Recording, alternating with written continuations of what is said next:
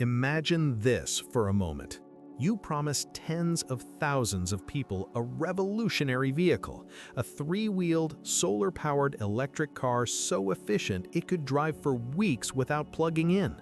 At the heart of that promise is a piece of futuristic technology that sounds almost too good to be true. Motors built directly into the wheels themselves. No axles, no differentials, just pure, direct power where it matters most. Then, just as production finally seems within reach, you scrap that entire plan. No gradual phase-out, no partial implementation, just gone. That's exactly what Aptera did. And while many saw it as betrayal, incompetence, or backtracking, the real story is far more complex and far more revealing about the future of electric vehicles than most people realize. Because here's the uncomfortable truth. Abandoning hub motors may have been the most intelligent, survival-saving decision Aptera has ever made. When Aptera re-emerged in 2019 after collapsing into bankruptcy nearly a decade earlier, it wasn't just a company relaunch, it was a second chance to prove a radical idea the automotive industry had dismissed for generations. Founders Chris Anthony and Steve Fambro weren't interested in incremental change. They believed personal transportation had gone fundamentally wrong. Too heavy, too inefficient, too obsessed with brute force instead of intelligence. Aptera wasn't designed to compete with traditional cars. It was designed to make them obsolete. And at the core of that ambition were hub motors. The idea itself wasn't new. In fact, it was over a century old. Ferdinand Porsche himself experimented with in-wheel motors at the dawn of the automotive age.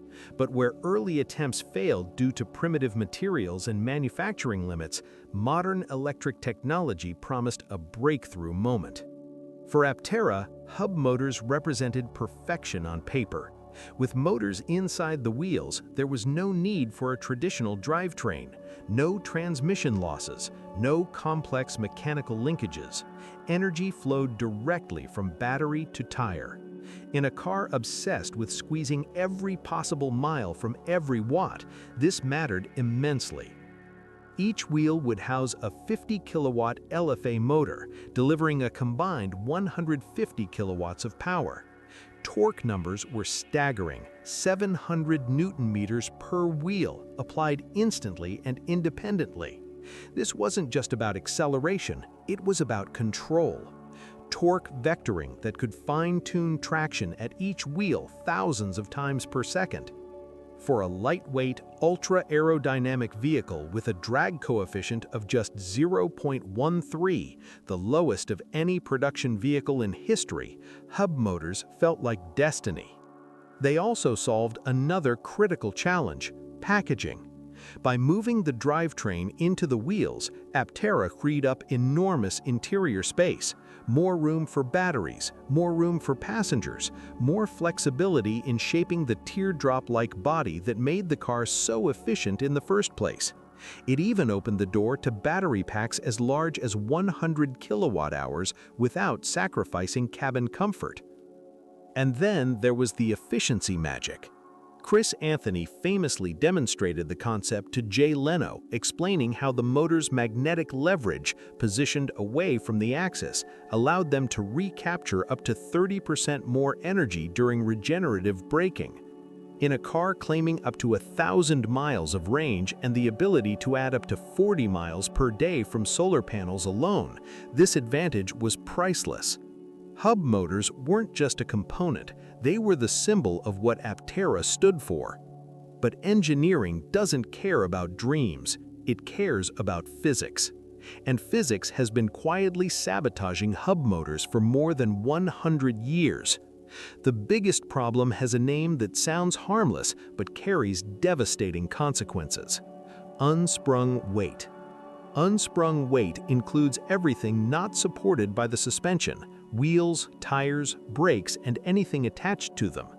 The heavier this mass becomes, the harder it is for the suspension to keep the tires planted on the road.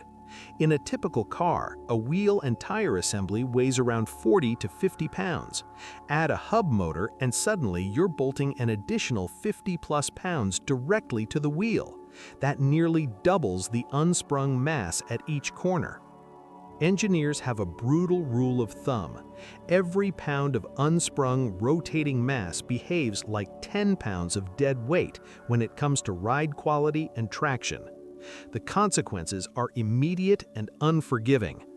When a light wheel hits a bump, it can move up and down quickly, maintaining contact with the road. But a heavy hub motor has inertia. It resists movement. Instead of absorbing imperfections, the suspension fights physics, leading to oscillations, reduced grip, and unpredictable behavior, especially at high speeds or on rough surfaces. Builders who experimented with hub motors described terrifying experiences. At highway speeds, traction could vanish. The vehicle would pogo stick, lifting and slamming as the suspension lost control of the mass it was supposed to manage.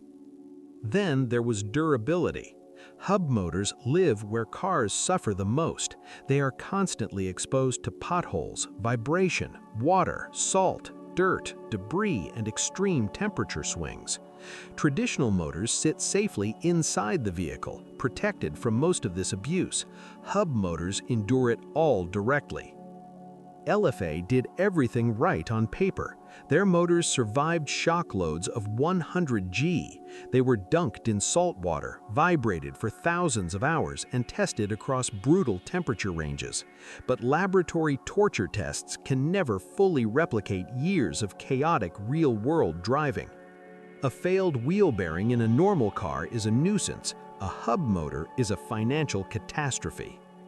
And then came manufacturing reality. Building hub motors at scale isn't just difficult, it's brutally expensive. Each unit requires extreme precision in magnetic alignment, integrated cooling systems, waterproof sealing, and exhaustive quality control. Scaling this to automotive volumes pushed timelines further and further out. Meanwhile, traditional electric drive units had quietly matured. Companies like Vitesco Technologies had already produced over 1 million integrated drive systems used across multiple brands. These motors were proven, reliable, cost-effective, and available immediately. And looming over everything was a warning sign no one could ignore: Lordstown Motors. Another company betting heavily on LFA hub motors, another ambitious EV startup, and by 2023, another bankruptcy filing. Hub motors weren't the only reason, but they certainly didn't help.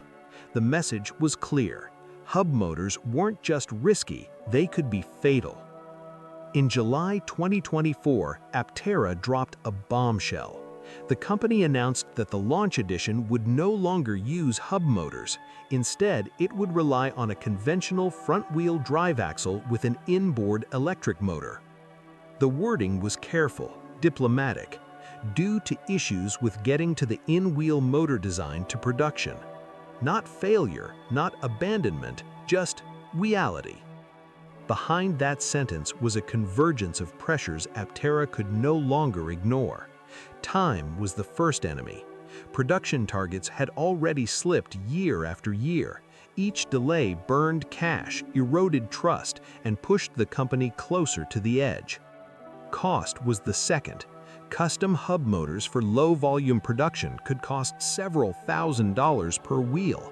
Off-the-shelf drive units cost a fraction of that. For a vehicle targeting a $40,000 price point, the math simply didn't work. Risk was the final blow. Aptera was already pushing boundaries with a carbon fiber monocoque, integrated solar panels, three-wheel dynamics, and record-breaking aerodynamics. Adding an unproven drivetrain to that mix was stacking risk on top of risk. Automotive history is ruthless. New platform plus new drivetrain has killed more startups than bad design ever could. So Aptera chose the unthinkable. They chose survival. The replacement wasn't glamorous, but it was formidable. The Vitesco EMR3 drive unit is a permanent magnet synchronous motor with an integrated inverter and reduction gear. It delivers the same 150 kilowatts of peak power Aptera originally promised, but does so through proven engineering refined across more than 1 million vehicles. Torque after reduction reaches nearly 2,900 Newton-meters. Reliability is established. Supply chains exist. Serviceability is straightforward. Yes, Aptera lost all-wheel drive. Yes, torque vectoring disappeared. Yes, the cool factor took a hit. But in exchange, Aptera gained something far more valuable: a realistic path to production. Ride quality improved due to reduced unsprung weight. Development timelines shortened dramatically. Manufacturing risk dropped. Costs stabilized. For the first time, Aptera wasn't designing a concept, it was building a car. The reaction was explosive. Some felt betrayed. They had reserved Aptera